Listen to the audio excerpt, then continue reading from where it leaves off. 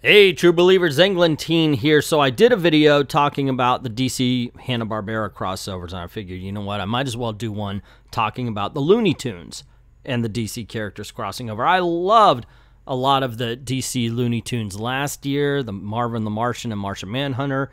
My favorite is probably Jonah Hex and Foghorn Leghorn, even though it was Batman and Elmer Fudd that got the big write-up. So anyway, let's get to it. First up, we have Catwoman and Sylvester, and why the hell not? Why not put the two cat characters together, and maybe they could both try to kill Tweety Bird, although it looks like Catwoman's trying to save it. She's taking the role of Granny here and rescuing Tweety Bird. Frankly, I dig it. I love the way they drew Sylvester. Of course, Catwoman's always classic, so I don't know. It looks entertaining enough. So, Catwoman, Tweety, and Sylvester Special Number 1, written by Gail Simone with art by Inaki Miranda, and a backup story with Shea Fontana with art by Walter Carzone. Obviously, Gail Simone has been hit and miss. I loved her first issue of I liked her first issue of Plastic Man. The second one, I did not like at all. So, she's really a coin toss. Hopefully, we're going to get the good side of Gail. Anyway, the write-up goes, in his relentless pursuit of Tweety, Sylvester suddenly finds himself with a new human ally, Catwoman. Yes, they're both hunting down that ridiculous bird. Tweety then realizes that he's going to need some help too and recruits a superhero of his own, Black Canary. It isn't long before the scale of conflict begins to get out of control, and suddenly there's a full-scale war between cats and birds that threatens to take over all of Gotham. My gosh, that sounds entertaining. Talk about obscure characters. We have Gossamer with Harley Quinn. Who? I don't know. I think she hangs around the Joker or something. I had to look up who it was, for Christ's sake. I mean, it looked like the Chicken Heart, but yeah, I was like, oh wait, I remember this character. I'm talking, of course, about Gossamer.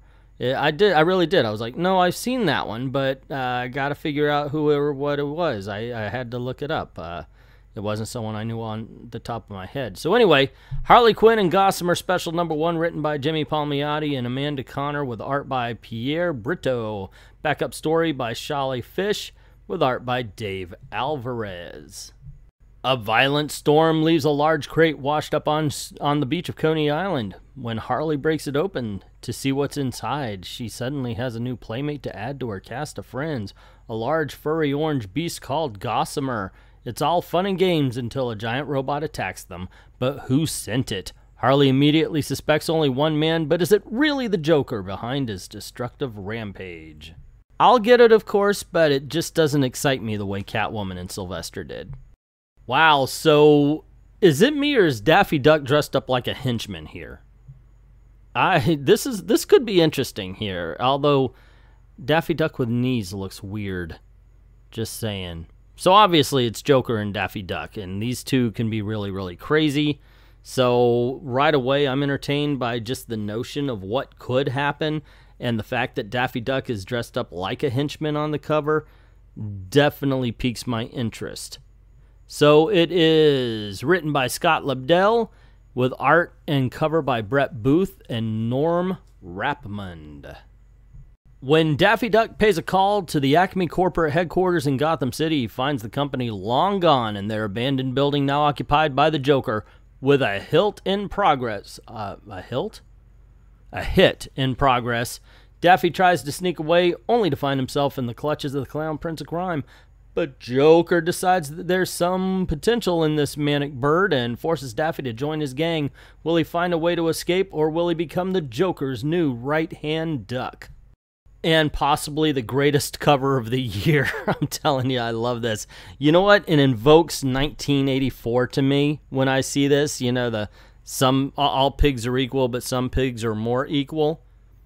I really do get that vibe from this. I get that 1984 theme here. I don't know if that's what they're going for, but damn, it's almost like Norman Rockwell meets 1984 also, with him sitting in what looks like a barber's chair. Anywho, It says, written by Mark Russell with art by Brad Walker and Andrew Hennessy. Backup story written by Jim Fanning with art by John Loder, although it doesn't tell us what the backup story is. Lex Luthor and Porky's Pig Special number 1. Oh, and I just realized I said 1984 when I meant Animal Farm. Oops. See, that's sometimes the brain just doesn't work with me, and I think one thing and I say the other, although both kind of touch upon some of the same issues. Facing financial and personal ruin, a desperate Porky Pig applies for and gets an entry-level position with LexCorp. Grateful to his new benefactor, Porky becomes Lex Luthor's most loyal employee and defender. But when a major scandal breaks in the news and Lex is called before a congressional committee, guess who is about to be offered up as the sacrificial pig? Now this can be a deep story, much like last year's Batman Elmer Fudd. I am really looking forward to this one.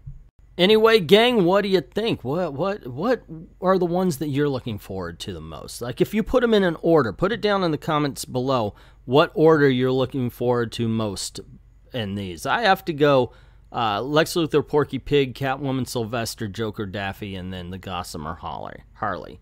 Anyway, let me know what yours is down below in the comments. Also, if you like this video, you know the drill. Click like, share, subscribe. Make sure you're subscribed. Maybe even unsubscribe and subscribe again just to make sure, and do the same thing with the notifications, because YouTube has been screwing up so much and I've been hemorrhaging views. So I think not a lot of people are noticing when a video comes out or when a live stream comes out. So make sure that you're all subscribed and notified. Also, this is the way I'm trying to make a living, which is kind of hard with YouTube working against me, but if you don't mind helping out the channel, or channels, since videos from this one and my Disney channel called Mad About the Mouse gets put on Patreon, go on over, drop $1 in the till, help us keep the lights on, help us keep making videos for you. I'd like to thank everybody who's already done that, and to everyone, all of the true believers, thank you very, very much for watching.